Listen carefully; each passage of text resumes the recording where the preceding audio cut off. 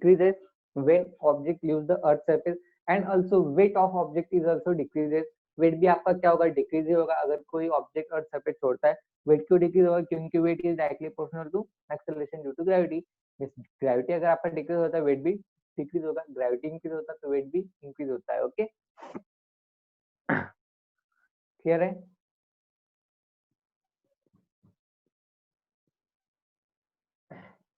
Is that clear?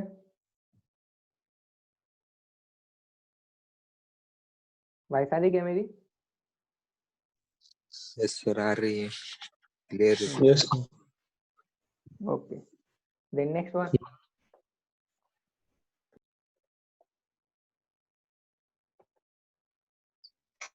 Hello sir. हाँ बोलो. हाँ सर एक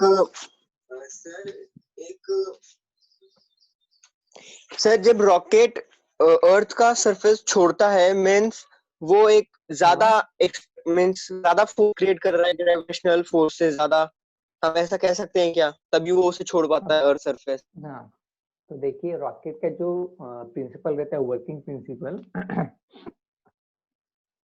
फॉर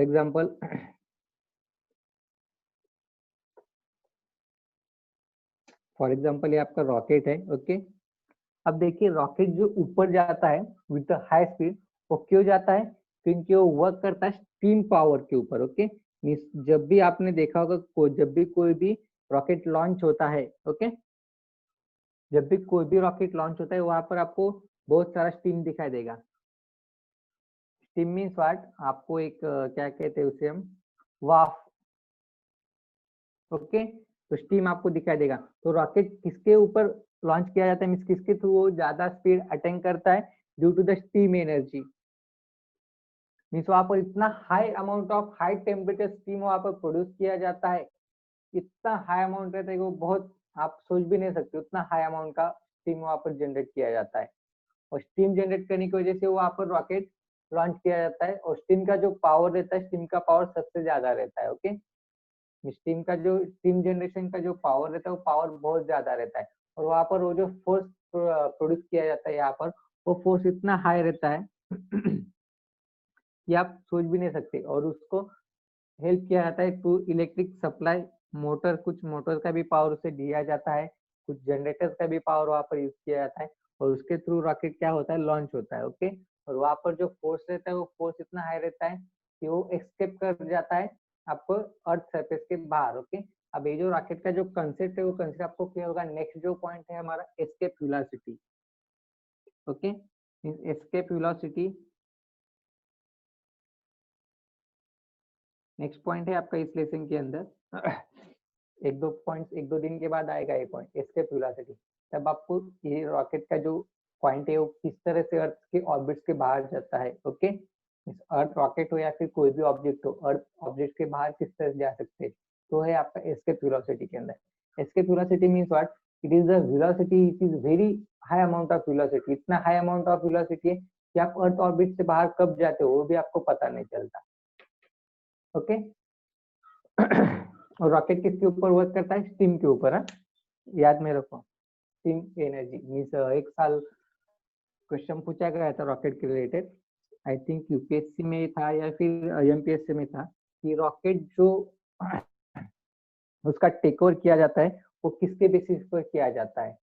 नीचे बहुत सारे एनर्जी दिए थे. ऑप्शन ए में कहा था पोटेंशियल एनर्जी, सेकंड में कहा था मैकेनिकल एनर्जी, थर्ड में कहा था इन इलेक्ट्रिकल एनर्जी, लास्ट ऑप्शन था स्टीम एनर्जी. तो इसका ऑप्शन था स्टीम एनर्जी.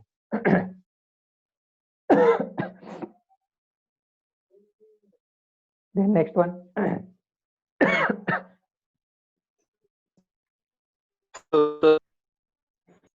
सर हाँ बोलो. हाँ sir, acceleration due to gravity at height, हमारा formula G dash is equal to G bracket में 1 minus G dash is equal to G upon 1 minus H upon R square है. तर आपण हमने जो न्यूमेरिकल्स लिए थे उसमें हाँ सेकेंड में आपने प्लस साइन दिया था। प्लस साइन दिया था। तो देखिए आपने जो फॉर्मूला बोला है फॉर्मूला एक बार फिर से बोलो मुझे। हाँ क्या बोला था? G dash is equal to क्या है? हाँ G upon one minus upon H, हाँ हाँ one minus H by R H by R square, bracket square. हाँ ब्रैकेट स्क्वायर। हाँ ये आपका फॉर्मूला है। ओके जब हमने हाँ न्यूमेरिकल सॉल्व किया तब कौन सा यूज किया था? वही यूज किया था, सिर्फ हाँ वन प्लस यूज किया था। सिर्फ यहाँ पर वन प्लस यूज किया था। ओके हाँ मीन्स हाँ तो आपने आपका कहना ये है कि जब हमने न्यूमेरिकल सॉल्व किया तब हमने ए फॉर्मूला यूज किया था। ओके अब देखिए acceleration due to gravity at height. Okay आपने शायद उस लेक्चर को प्रेजेंट से क्या जब मैंने फॉर्मूला आपको टीच किया था, पूरा राइटअप आपके पास है क्या हाँ इसका? सर, पूरा राइटअप है। हाँ तो ठीक है। तो देखिए जब हमने ये डेरिवेशन लिया था इसकी कुछ केसेस रहते हैं। ये फॉर्मूला कहाँ कहाँ पर चेंज होता है। ओके इसके कुछ केसेस रहते हैं। ओके अब देखिए जैसे कि यहाँ पर वन माइनस हो ही नहीं सकता, यहाँ पर वन प्लस होना चाहिए। ओके वन प्लस होगा। ओके अब देखिए फॉर्मूला यहाँ पर रॉन्ग है माइनस सर। का हाँ वन प्लस है ना यहाँ पर। हाँ प्लस होना चाहिए वहां पे।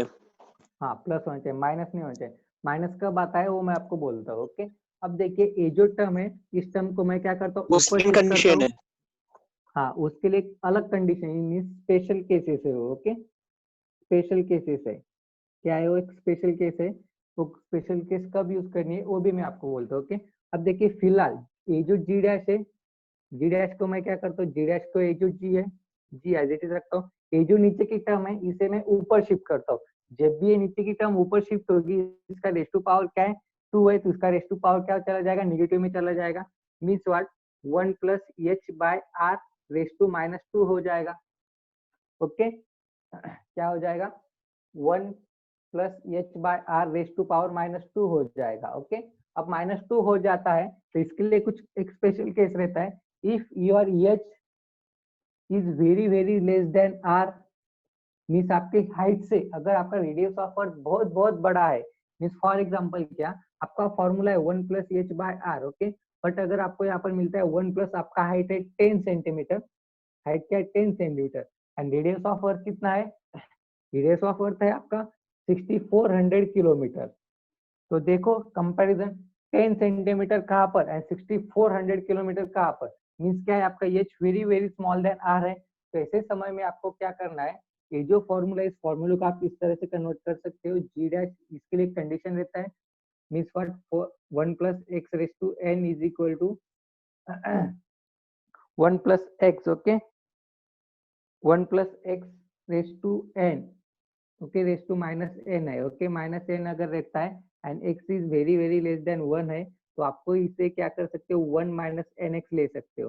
तो वैसे ही आपको जो रेस टू टू है रेस टू टू आप क्या कर सकते हो? यहाँ पर ले सकते हो।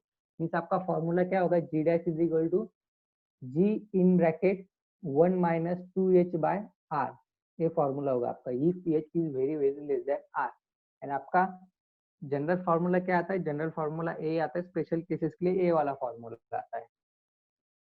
ओके एक बार वो जो लेक्चर था उस लेक्चर को एक बार रिवाइज कर लो। ए डेरिवेशन मैंने 2-3 बार रिपीट किया है। ओके उसी लेक्चर के समय 2-3 बार रिपीट किया था। एक बार उस लेक्चर को रेफर कर लो। Okay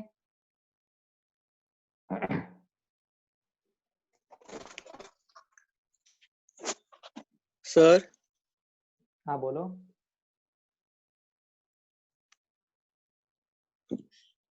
sir acceleration due to gravity and universal law of gravitation में डिफरेंस क्या है?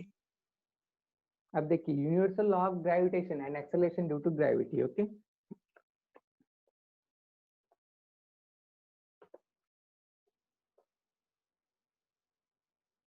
अब देखिए universal law of gravitation, universal law of gravitation इसका स्टेटमेंट क्या कहते हैं? इसका स्टेटमेंट क्या है? Every body attracts every another body by a definite force. Means क्या है? By a definite force means इसके अंदर आपको क्या मिलता है? फोर्स मिलता है। Okay by a definite force which is directly proportional to product of their masses. Means what? Directly proportional is किसको? Product of their masses and inversely proportional to square of distance between them. Okay, square of distance between them. जैसे कि इसका statement ही बोलता है it is the force means universal law of gravitation के अंदर क्या है? आपको फोर्स मिलना है. ओके, क्या मिलेगा? Force. And while the acceleration due to gravity, जब आप एक्सेलरेशन ड्यू टू ग्रेविटी की तरफ अगर आप आते हो, एक्सेलरेशन ड्यू टू ग्रेविटी, तब ये क्या करता है? यहाँ पर आपको क्या मिलेगा? कौन सा फोर्स मिलेगा? यहाँ पर अर्थ का जो acceleration due to gravity centre पर जो कॉन्सेंट्रेटेड है, ये जो कॉन्सेंट्रेटेड जो रहता है वो आपको मिलेगा. Means that is g is equal to 9.81. Means acceleration due to gravity जिसका वैल्यू कांस्टेंट रहता है always 9.81. Acceleration due to gravity means क्या रहता है? जो अर्थ सरफेस के ऊपर आपको जो ग्रेविटी रहेगा वो ग्रेविटी रहेगा. And while in universal law of gravitation, universal law of gravitation के अंदर आपको एक डेफिनेट फोर्स मिलता है. ओके, बट यहाँ पर क्या मिलता है आपको? एक्सेलरेशन ड्यू टू ग्रेविटी का एक वैल्यू मिलता है. मे बी यहाँ पर एफ क्या हो सकता है? आपका वैल्यू हो सकता है, एफ आपका कुछ भी आ सकता है, बट यहाँ पर जी का वैल्यू क्या रहेगा? ऑलवेज कांस्टेंट रहेगा 9.81 ऑन अर्थ सरफेस. अगर अर्थ के नीचे जाते हो फिर कम होगा, अर्थ के ऊपर जाते हो फिर कम होगा, रोटेशन पर जाते हो फिर कम होगा. जी का वैल्यू वो डिपेंड्स है on their conditions. Okay, basically universal law of gravitation and acceleration due to gravity दोनों डिफरेंट चीजें है. Okay, Sorry, sir, for silly questions. No no, it is not a silly question.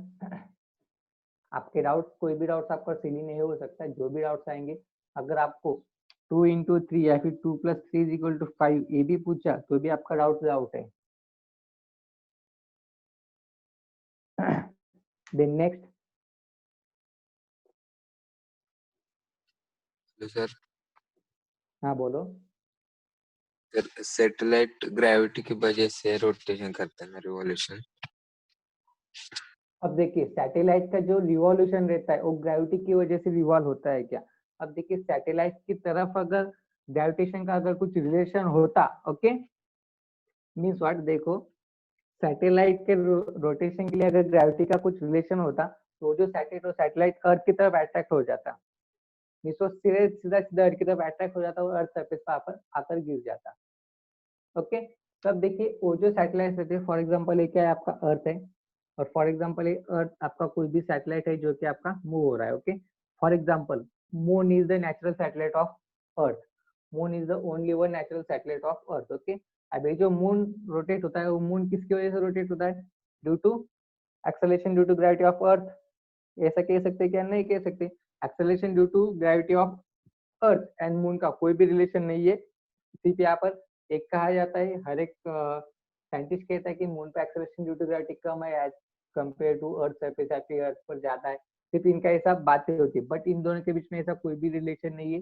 Means in दोनों के बीच में ऐसा कोई भी relation नहीं जिसकी वजह से, मीन्स जिसके अर्थ के एक्सेलरेशन ड्यू टू ग्रेविटी की वजह से अर्थ मून रोटेट होता है. मून किसकी वजह से रोटेट होता है? Due to their own energy. Means उसके ओन एनर्जी की वजह से वो क्या होता है? रोटेट होता है.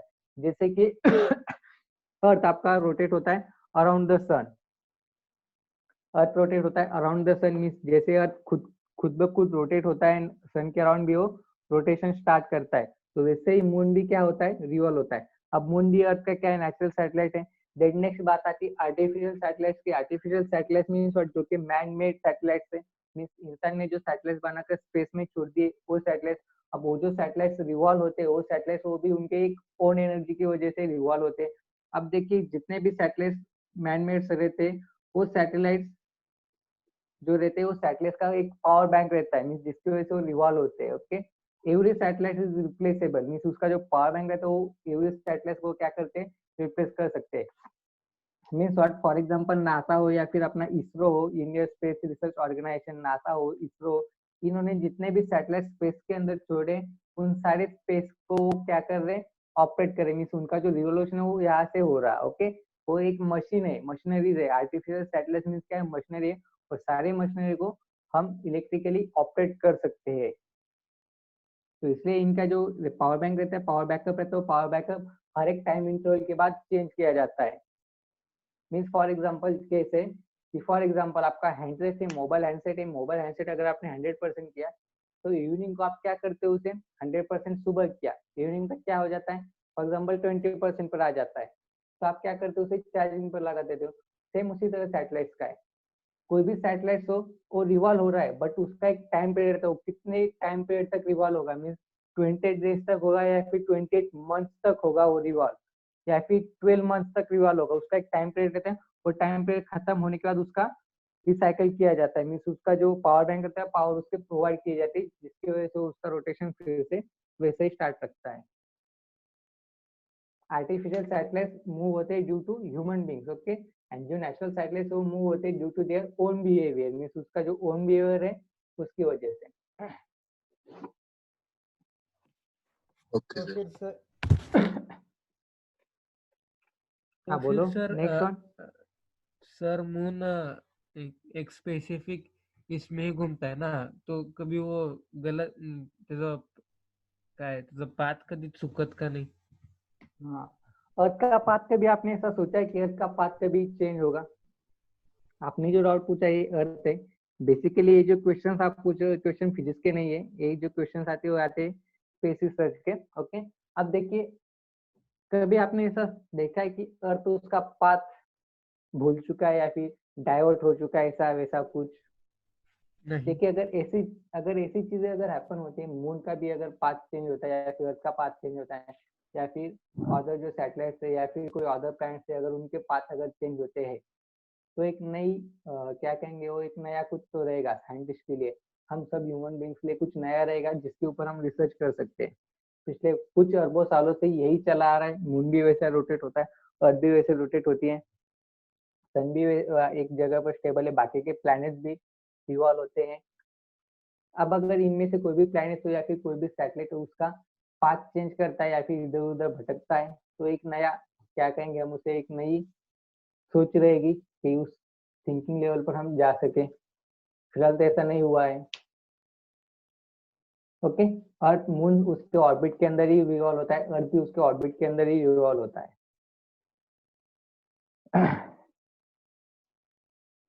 Is that clear? अब देखिए, एक पॉइंट था, जस्ट अ सेकेंड, एक पॉइंट मुझे बोलने दो। फर्स्ट लेसन था आपका units and measurement, okay. Units and measurement, हाँ, यूनिट्स एंड मेजरमेंट में था पैरालैक्स मेथड था। क्या था? Parallax method. शायद एक पॉइंट हमने वहां पर स्किप किया था, पैरालैक्स मेथड है, ओके। अभी जो पैरालैक्स मेथड रहता है, पैरालैक्स मेथड से आप क्या कर सकते हो, डिस्टेंस काउंट कर सकते हो between the long distance stars, okay, means earth surface से आपको जो नाइट में जो स्टार्स दिखाई देते हैं, ओके, उन स्टार्स के बीच में का आप क्या कर सकते हो, डिस्टेंस कैलकुलेट कर सकते हो यहाँ पर बैठे बैठे। अब वो जो डिस्टेंस आप कैलकुलेट कर सकते हो, उस मेथड को जो यूज किया था, उस मेथड को हम कहते हैं पैरालैक्स मेथड, ओके। तो फर्स्ट लेसन आपका डायमेंशनल एनालिसिस आपको उसमें बाकी है एंड पैरालैक्स मेथड बाकी है, ओके। एक दिन हम एक्स्ट्रा लेक्चर लेकर कवर कर लेंगे 2 point, dimensional analysis and parallax method first lesson का, ओके। यूनिट्स एंड मेजरमेंट में से बहुत इंटरेस्टिंग पॉइंट ये भी, पैरालैक्स मेथड बहुत इंटरेस्टिंग है। अर्थ पर बैठे बैठे हम किसी भी स्टार का डिस्टेंस यहाँ से कैलकुलेट कर सकते हो, सिर्फ उसके लिए आपको कुछ कांस्टेंट की पता होना जरूरी है, that is radius of earth क्या रहता है, उसका रोटेशन का स्पीड क्या रहता है, वो सारी चीजें आपको पता है, तो आप यहाँ पर बैठे बैठे किसी भी प्लैनेट का डिस्टेंस आप कैलकुलेट कर सकते हो, ओके। बहुत इंटरेस्टिंग पॉइंट है पैरालैक्स मेथड, फर्स्ट लेसन के अंदर शायद है आपको, फर्स्ट लेसन के अंदर, तो हम बाद में ले लेंगे। हाँ, then next one.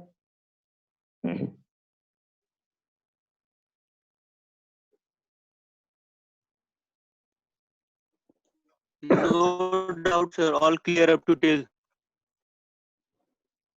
Anyone, anybody? No, sir.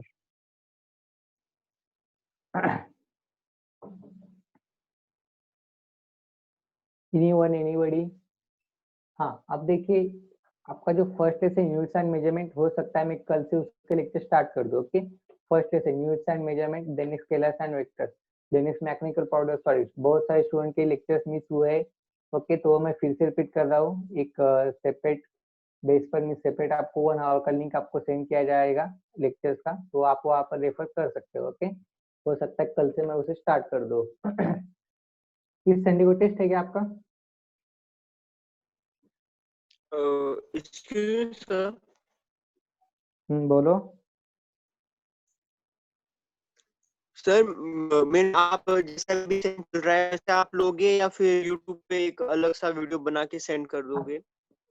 YouTube पर वीडियो बनाकर सेंड कर दूंगा मैं आपको। नहीं तो अगर होता है तो दोपहर में भी लेंगे, हम जूम पर ही लेंगे, जूम एप्लीकेशन पर ही। देखता हूँ मैं, कल आपको इन्फॉर्म कर दूंगा। संडे को टेस्ट है क्या आपका? क्योंकि यूनिट एंड मेजरमेंट तब ब्लैक बोर्ड नहीं हाँ था, सर। सो इतना क्या क्या? हाँ बोलो। सर हाँ बोलो। बिकॉज यूनिट एंड मेजरमेंट के टाइम पे ब्लैक बोर्ड नहीं था, सो वो इतना क्लियर हुआ नहीं। हाँ अटेंड हाँ, अटेंड तो यूनिट किए एंड लेकिन वो मेजरमेंट, उतना हाँ क्लियर नहीं हुआ। हाँ। तो हमने टेक्स्ट बुक में से लिया था डायरेक्टली। तो तब हमारे पास बोर्ड नहीं था। ओके, तब मार्केट भी पूरा बंद था लॉकडाउन की वजह से। तो ठीक है, उसे हम रिपीट कर देंगे, units and measurement, and then next scalars and vectors, ये दो लेसन हम रिपीट कर देंगे। ओके। हाँ सर, प्लीज हाँ प्लीज, इस थैंक संडे यू। को, हाँ इस संडे को टेस्ट है क्या आपका? पता नहीं सर, ऋषिकर सर ने कुछ बताया नहीं। सर टेस्ट है क्या इनका इस संडे को? Rishikesh sir. Yes sir, test है। टेस्ट है क्या? ठीक है ठीक है। ठीक है, फिर हम अपने संडे पर ले लेंगे टेस्ट, जब भी हमारे शेड्यूल से आएगा टेस्ट। ओके। तो ठीक है, आज के लिए यहाँ पर स्टॉप करते हैं। कल के लेक्चर में हम ग्रेविटेशन लेसन फिर से कंटिन्यू करेंगे, जहाँ पर हमने स्टॉप किया था वहां से हम स्टार्ट करेंगे फिर से ग्रेविटेशन लेसन। तो once again very good morning to all of you, have a nice day. आज गणपति बप्पा निकलने वाले हैं। ओके। अनंत चतुर्थी। तो ठीक है, लीव करता हूँ sir. Okay sir, thank you sir. Okay.